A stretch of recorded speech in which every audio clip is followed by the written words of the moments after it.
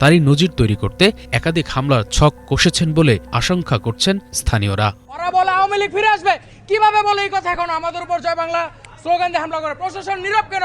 আমাদের উপর আজকে আমাদের উপর কিভাবে হামলা করে? আমাদের ভাই কত রক্ত দিবে? আর লোক রামদা এবং বিভিন্ন অস্ত্রশস্ত্র নিয়ে আটক করছে।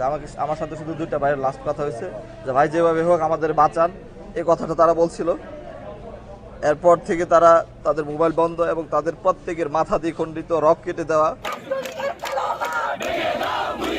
ওই ঘটনার প্রতিবাদে আজ গাজীপুরে বিক্ষোভ সমাবেশ আয়োজন করা হয়। সেখানে যোগ দেন বৈষম্য বিরোধী ছাত্র আন্দোলনের আহ্বায়ক হাসনাত আব্দুল্লাহ ও কেন্দ্রীয় সমন্বয়ক সার্জিস আলম।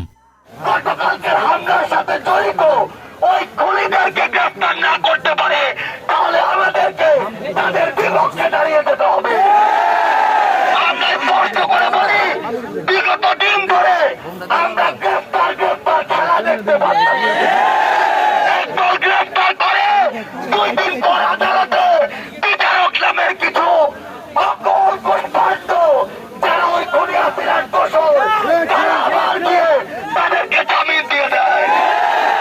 এ ঘটনার জেরে